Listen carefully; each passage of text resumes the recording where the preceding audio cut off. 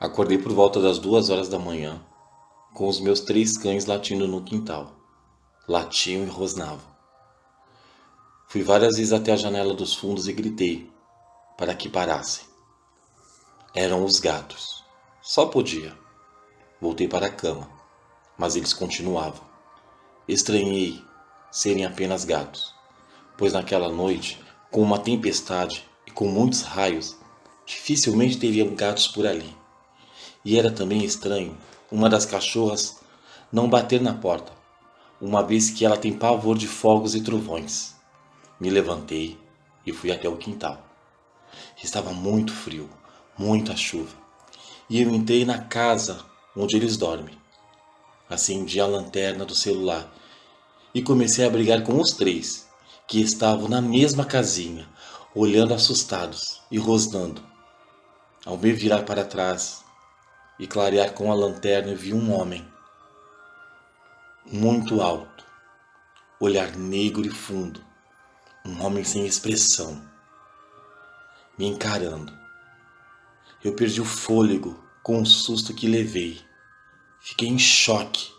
Eu fiquei transtornado. Não consegui pensar em nada naquele momento. Com um susto, eu deixei meu celular cair no chão. Mas foi o suficiente para ver o homem ir sumindo. Conforme a lanterna ia descendo, que clareava o homem ia desaparecendo. Me abaixei lentamente, não tirando os olhos daquele ser, e peguei o aparelho. Liguei novamente a lanterna e ele não estava mais ali. Me sentei ali no chão. Os meus 3 cães vieram para cima de mim e se deitaram no meu colo, disputando um espaço. Só me levantei com um dia claro. Após aquela noite, os meus 3 cães passaram a dormir comigo dentro de casa. Me sentia mais seguro. Mas em uma noite, eu acordei com os 3 na minha cama rosnando.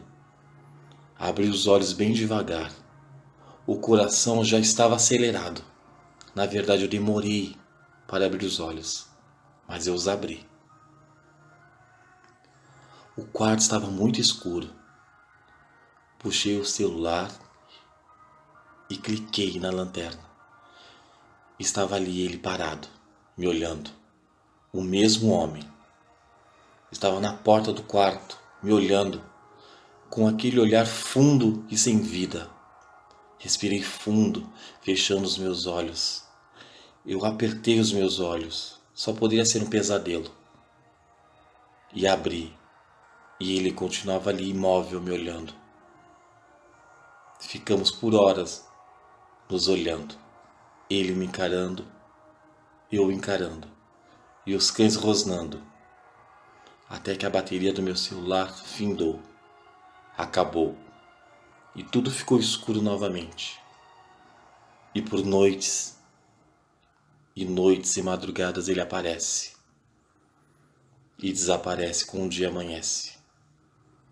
Eu me mudei de apartamento.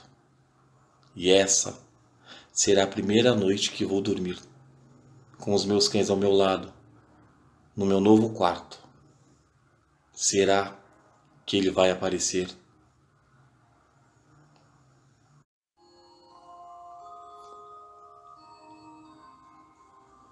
Hoje eu tenho 51 anos e contei ao meu irmão, pois achei interessante, já que ele gosta desses assuntos sobrenaturais. Eu já vivenciei alguns fatos, como ter uma crise de choro dentro da sala de aula e na mesma hora a diretora entrar na sala e avisar que o meu pai acabara de falecer. Pode ser algo normal, mas na minha opinião, o meu pai veio me avisar, porque eu senti algo me abraçando naquele momento e eu conheci o abraço dele. Ou então, no dia em que minha priminha de 1 ano enfiou o dedinho na tomada e morreu. Ela estava dançando aquela música Alabamba. Era muito famosa na época. E eu adorava cuidar dela. Eu era um pouco mais velha, tinha de 7 para 8 anos e ela só um aninho. E tocava música e ela dançava, era uma graça. E ela, sem entender, sem saber, colocou seu dedinho dentro de uma tomada, levou um choque, ficou internada por algumas semanas e morreu por complicações cardíacas. Eu fiquei ali, no dia do seu velório, sentada sem entender exatamente do que se tratava a morte. Ela estava toda de branco. As pessoas chegavam perto e diziam que ela ainda estava viva, que era para minha tia chamar o médico. Toda a família ficou em torno ali observando, colocando o dedo no narizinho dela, e eu só ficava olhando. O velório foi dentro da casa da minha avó.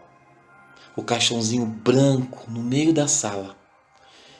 O corpo estava ali, inerte. As minhas tias vinha uma, mexia, tiravam a menina de dentro do caixão e colocavam e arrumavam as flores. E minha tia, desesperada, não conseguia entender a morte da sua filhinha de 1 ano. Até que de repente, algumas horas depois, quando as pessoas já estavam acostumadas, já tinham aceitado que realmente ela havia falecido, eu vi o seu espírito se levantar do caixão de dentro dela, me olhar. Eu fiquei em pé e apontei, mas as pessoas não perceberam. Ninguém via e eu dizia, olha lá, ela está indo, ela está indo. E a minha prima simplesmente flutuou, subiu.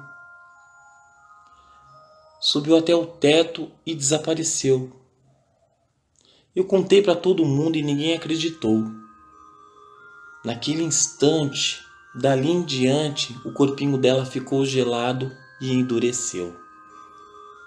Hoje, eu acredito que realmente ela estava viva. E no momento em que ela morreu, eu, pela minha inocência, de 7, 8 anos, eu consegui ver o seu espírito subindo. Hoje eu tenho uma compreensão maior. Foi uma visão sobrenatural. Eu tenho outras experiências, mas outro dia eu voltarei para contar.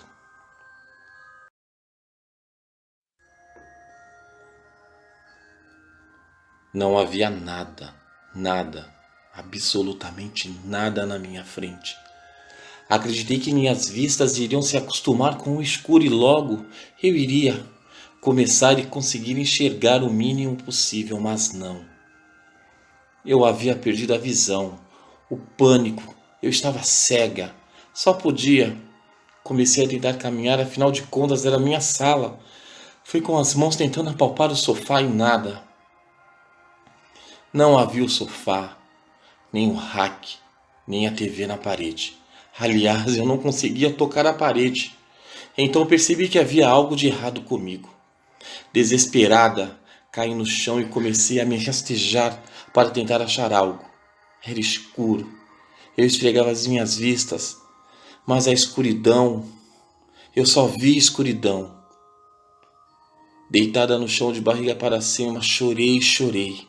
O que estava acontecendo comigo? Seria um sonho, um pesadelo? Após eu me acalmar um pouco e minhas vistas começarem a se acostumar.